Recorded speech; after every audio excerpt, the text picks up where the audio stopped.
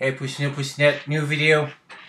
So, first of the series of self-reliance medicine. Woohoo! I'm very happy for that one, actually. I want to say hi to all the new people. So, new people, meet the Pushnet, meet the new people. We're not that many more, but there's a few people, and it looks like they're very keen to learn. I have a few message and stuff. So that was the point of this project. So the first few videos, and this one will be part of that. Will be a little bit dry, but just like as you build a house, you need to build a good foundation, then build the house, and all the funky decoration comes towards the end. And this is how I would like, cause don't forget that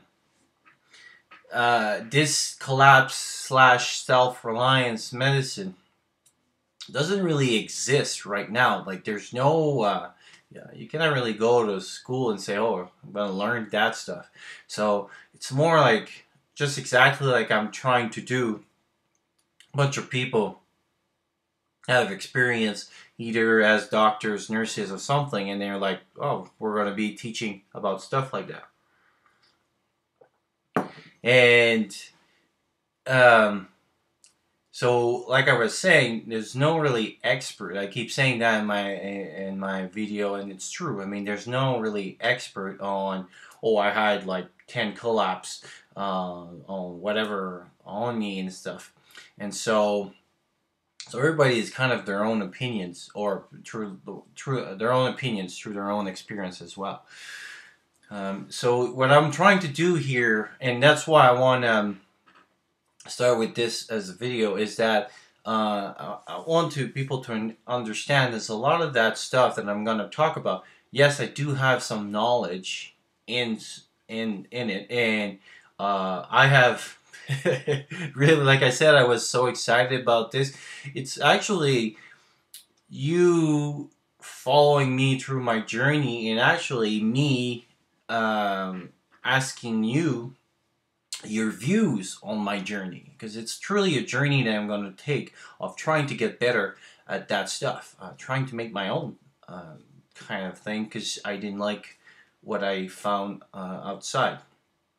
And truly, like this little Frenchie head that's been going on like crazy, and I found some good stuff, and that's why I'll be discussing a little bit today and stuff. And there I got books coming in, and course that will sign in, and things I'll be able to do online and everything, and I'm super pumped about that. And actually, some of the books that I order that I'll be reading and things like that, I'll be giving them as giveaways, because my I have to, as you can see here, I got way too many books, and when I move, it gets too heavy. And the reason I ordered those books is to get the knowledge. So once the knowledge is there and stuff, I'll be giving away those knowledge so that people can share that knowledge with other people. So based on that, we're going to start. The other thing too, I want to be sure. We'll start with that right now. Everything we'll be talking in this series, and each series, every time I'll do a video, because this time I won't talk so much about medicine, so I won't put it. But every time I'll put a notice as a reminder that um, even if we discuss about something, even if we do it and stuff, don't forget that there's laws out there, and so not because you've been trained to do something, that means that you can do it.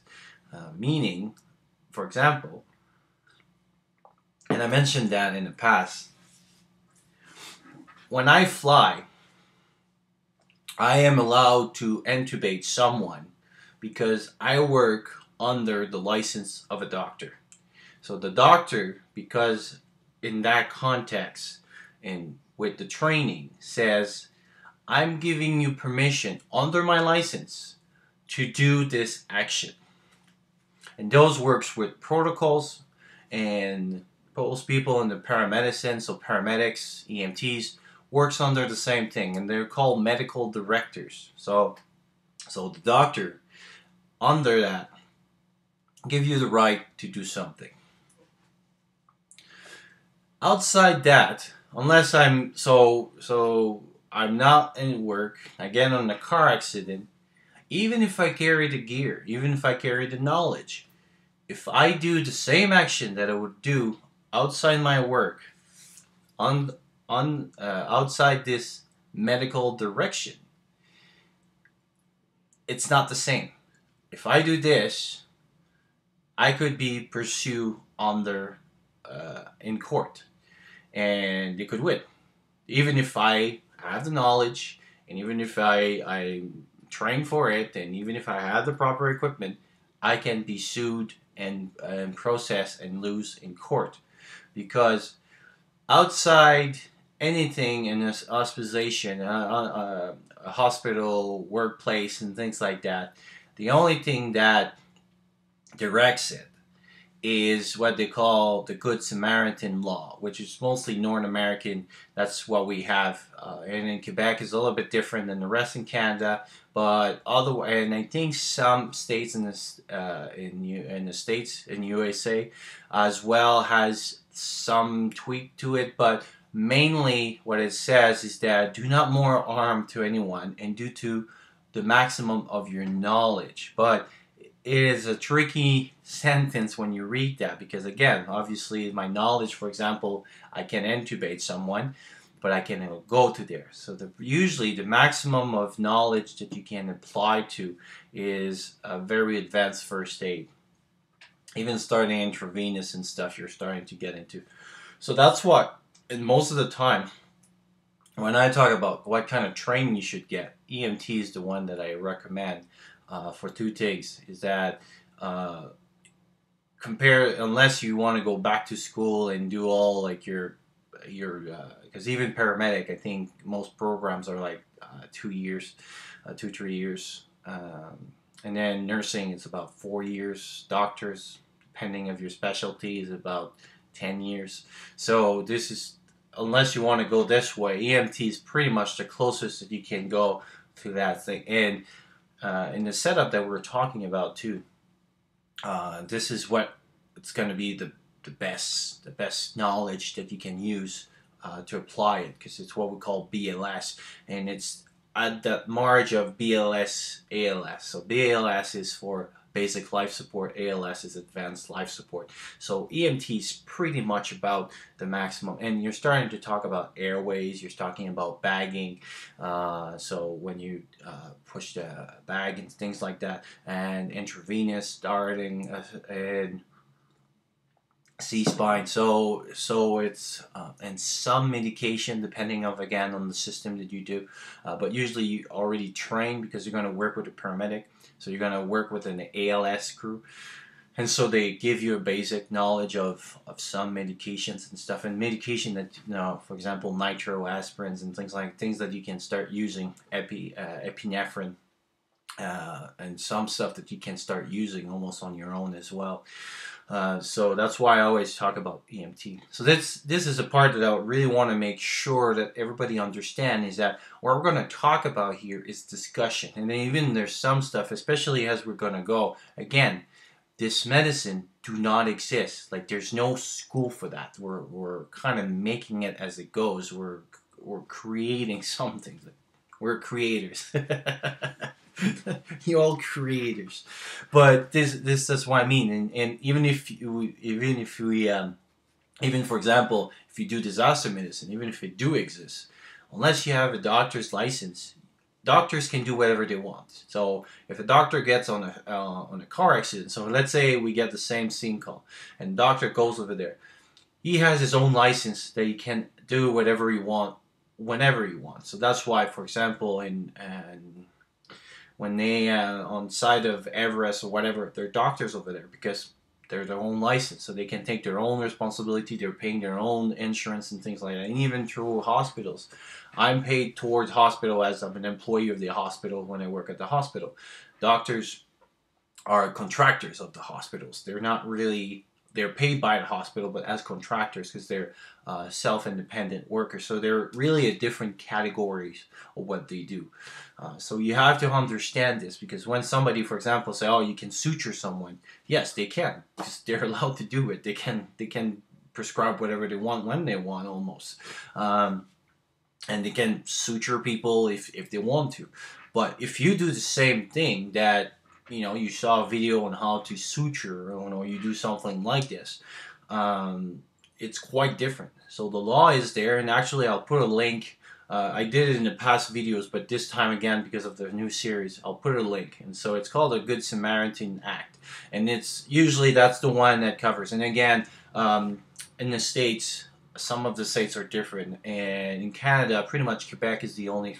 Quebec is different on many things, but one of the things, for example, in Quebec, depending of the cemetery law, is that, for example, if you pass in front of a car accident, if somebody see that you continue, so this is in Quebec, so if you continue passing the car accident and you didn't do anything, so you didn't even stop or do anything and stuff, and left somebody there, and they take your plate or something, you could be brought in court and find guilty of not assisting. So in Quebec, it is mandatory to bring assistance. Here, you can do it if you want, but it's not mandatory. So unless it's in danger to yourself, so for example, if somebody is in a burning house, you're not pushed to do more than for your own safety. But if you have to do something, so even calling 911 is an act of doing what it is. So I see this video is going a little bit. I wanted to make sure that you understand. And again, those I probably going to be like 2 or 3 series on that one, because I really want to understand, make sure that when we start on stuff, we start on strong foundation. So there will be dry at first, but the interesting stuff will be coming, and I promise on that one and stuff. So we'll stop with this one, and we'll go and do part 2. But this one, what I really want to make sure is people understand that whatever we're going to be talking about in this series, there's limitation of what you can do based on your knowledge, and not because you have the knowledge that you can do it. There's a lot in between that and stuff, and we'll make a difference. Actually, let's make it now, because we'll make, and I'll put that in the title, ethics. So law and ethics are 2 different things, and this is where you'll have to take your own decision. So the law is clear. It's black and white. You're this or this. There's no in the middle. So, for example, let's say somebody steals. He's a thief. He steals just for the fun of it. A father wants to feed his family. He steals. He's in front of the law. He's still a thief. I mean, he stole. But ethically, we could say that, well, maybe the father has maybe more reason to do it than the other person. So on the ethics side, it's quite different. There's more shade of grays than anything like this. Why do I bring this in? It's because in what we're going to be talking about, when everything kind of falls down and everything and stuff like this, yes, the law will still be applying, the concepts will be still applying, but you'll be faced with ethics. You'll be faced with decisions that will be hard, and that's the next video that I will be doing, and we'll be talking about that one and why I want to apply, and that's why I don't quite understand a lot of time why a lot of people have talked about collapse don't talk about this thing, because it's really important. So even if the law is there, that means you cannot do things, or things you cannot do, faced in certain situation, your ethics will kick in. And your ethics based on your opinions, your religion, your beliefs. And also to try, like, what's the good versus the bad and everything.